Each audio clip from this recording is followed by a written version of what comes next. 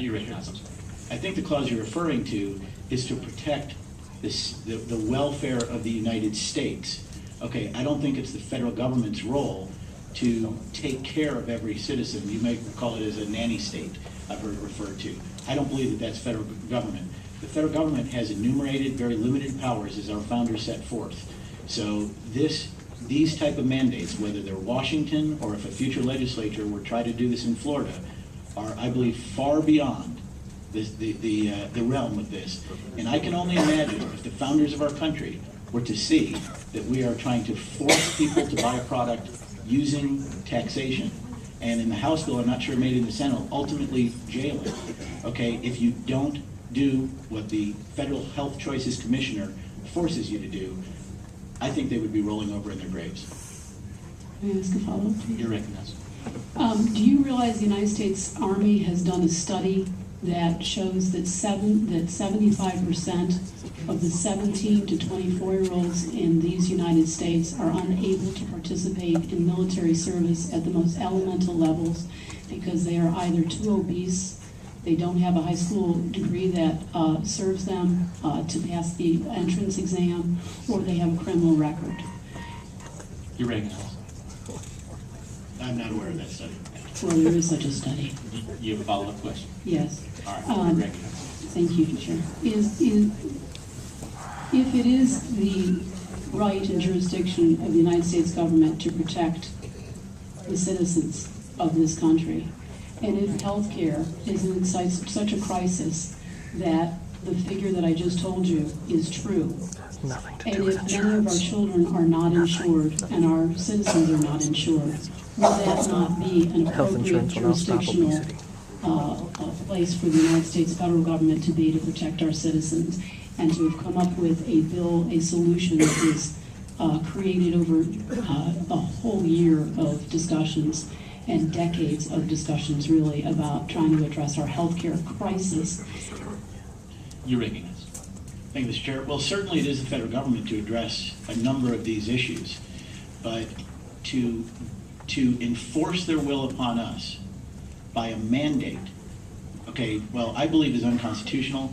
Attorney General Bill McCollum thinks is unconstitutional. As of this morning, there was at least 9 other state attorney generals, I suspect there'll be more, that believe that provision in the federal health care bill is unconstitutional. And so that's what we're here, and that's what this bill addresses. And with all due respect, it doesn't really address any of those other issues, Representative. It just addresses, should we be fine taxed based on what is our free healthcare choice? And that's it. It's only a 3-page bill, so it's not the cure-all for everything. However, it does attempt to put in our Constitution some basic freedoms for Floridians. And I might add that there is 38 other states have put forth similar legislation to this with some type of twists, and it already has passed a handful of these. Several of these states with bipartisan support, I might say. Virginia, their Democratic-led Senate passed it. Their House passed it 80-17 or something similar. Theirs is somewhat different than ours. Half of the Democrats voted for it. So I think it should be a bipartisan idea that people should be free to choose their own health care. Representative Proctor, you're recognized for a question. Thank you, Mr. Chairman. Allegedly, if I understand your argument, the federal government is one of limited power, and the state has greater plenary authority. That's correct, is it not? You're recognized. That's correct. So arguments about PIP in Massachusetts are really superfluous because you're dealing with 2 different bases of authority. You're recognized. Is that correct? Yes, I would agree. Is that the basic principle of Yes. your bill, is it not? I would agree with that. Thank you. Representative Hudson, you're recognized for a question. Thank you, Mr. Chairman, for a couple, if I might. Representative Blaken, first of all, I'm a co-sponsor of this bill, and I'm very proud to do so, but there's been some discussion on some other things, and I just want to see if we can kind of create some common sense out of this. Much was referred to in Massachusetts, and correct me if I'm wrong, but is there not a mandate in the state of Massachusetts to have health care? You're recognized. Yes, there is.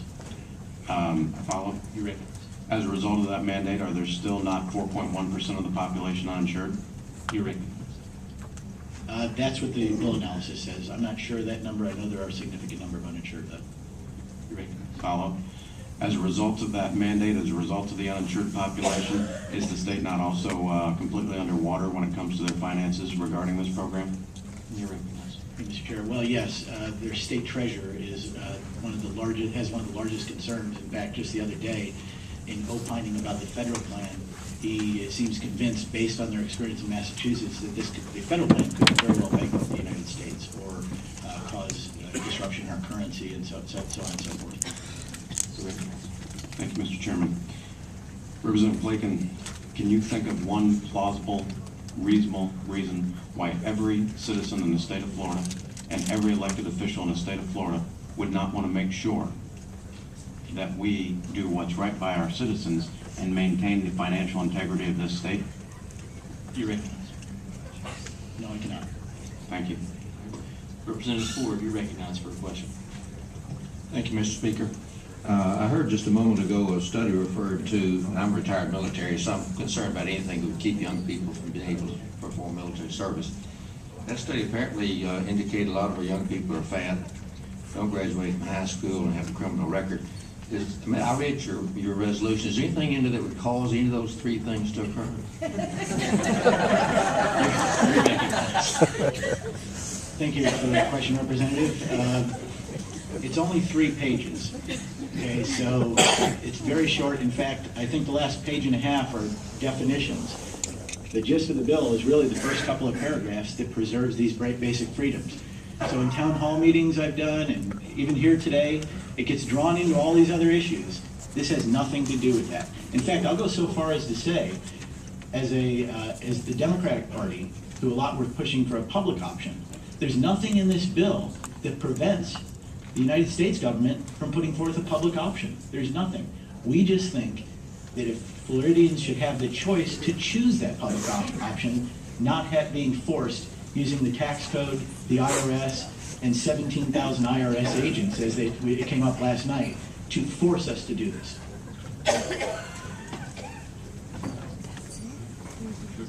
Any other questions by people that haven't asked a question? All right, Representative Waring, last limit for a second round. But just keep in mind, we do have other bills we've got to get to. Thank you, Chair. Representative Plinkett, did you register for the draft? You're recognized in it.